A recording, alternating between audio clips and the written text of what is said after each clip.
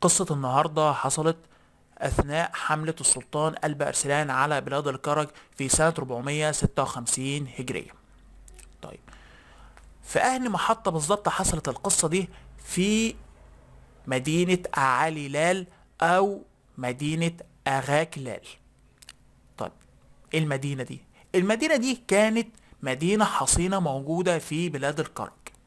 أسوارها عالية لدرجة إن طول السور كان 100 ذراع، يعني حوالي 100 متر.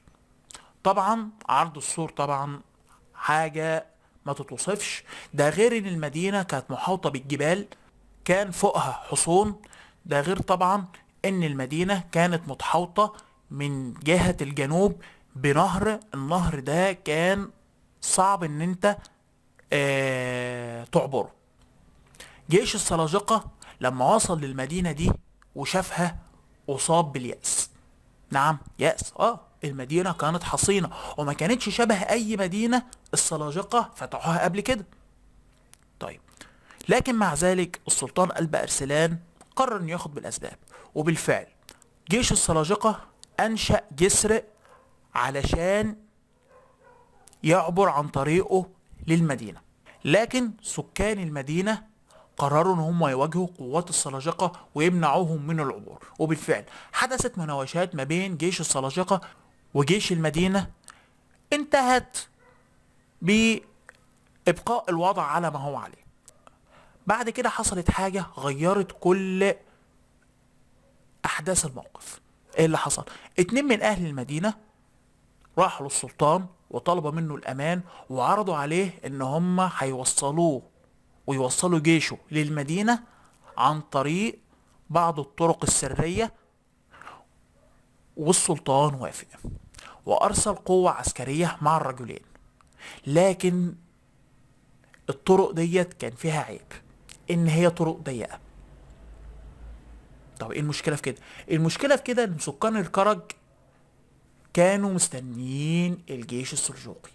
يا خبر أبيض! وحصلت بقى معركة ما بين قوات الكرج وما بين قوات السلاجقة، وطبعا الكفة كانت في صالح قوات الكرج، لأن أولا هم كانوا عاملين كمين لقوات السلاجقة من ناحية، ومن ناحية تانية ساعدهم الممر الضيق على ان هم يكبدوا السلاجقة خسائر كبيرة. نتج عن كده ان السلاجقة انسحبوا. اهل المدينة بقى قرروا ان هم يستغلوا الفرصة وطلعوا من المدينة وهاجموا قوات السلاجقة بكل قوتهم، ونتج عن كده زلزلة في صفوف السلاجقة وانتصار ملحوظ لجيش الكرج او لاهل مدينة اعالي. طيب، السلطان قلب ارسلان كان فين؟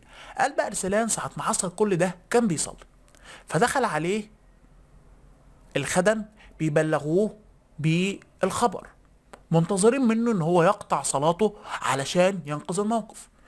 لكن قلب ارسلان كمل صلاته في خشوع وبشكل عادي جدا جدا كأن مفيش اي حاجة.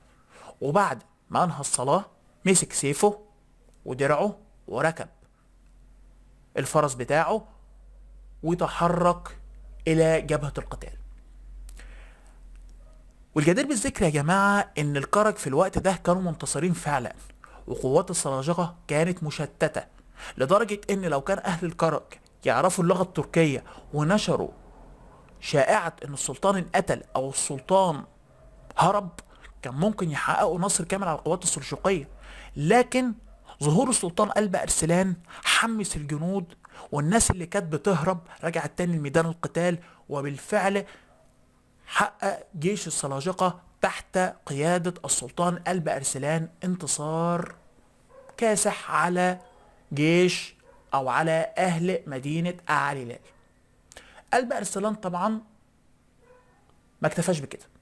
قلب أرسلان قرر ان هو يهجم على المدينة، واستغل في كده ان سكان المدينة ما رفعوش الجسر بتاع المدينة. يعني ايه؟ يعني اكيد سكان المدينة عاملين جسر على النهر علشان يخرجوا من المدينة ويدخلوا الى المدينة، وهم اللي بيرفعوه وبينزلوه حسب الحاجة. فقلب ارسلان استغلوا الفرصة دي واقتحم المدينة. اقتحمها وسيطر عليها كمان، لدرجة ان في مجموعة من اهل المدينة حبوا ان هم يحموا نفسهم من جيش السلاجقة، فتحصنوا في ابراج المدينة. فامر الب ارسلان وقتها بحرق الخشب حوالين الابراج كنوع من الضغط على سكان المدينة عشان يستسلموا، وهذا ما حدث. لكن في حاجة حصلت عملت نتيجة اكبر من كده. ايه اللي حصل؟ طبعا ما كانش فيه اهتمام باطفاء النيران دي في الوقت المناسب، فلما جه الليل هبت عاصفة ريح.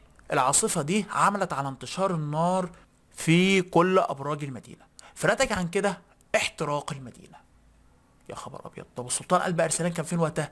قلب ارسلان كان راجع المعسكر بتاعه محمل بما لا يعد ولا يحصى من الغنائم. طب قلب ارسلان اكتفى كده؟ لا، قلب ارسلان لقى فيه قلعة قوية قريبة من المدينة، فقرر انه يروح يفتحها، وبالفعل راح فتحها. وبعد كده توجه الى مدينة آني، واحنا اتكلمنا عن قصة مدينة آني في فيديو سابق، هسيب الرابط في الوصف اسفل الفيديو وفوق في الاشعارات. ولحد هنا ينتهي فيديو النهارده. في حالة اعجابكم الفيديو ما تبخلوش عننا بلايك واشتراك في القناة، والسلام عليكم ورحمة الله تعالى وبركاته.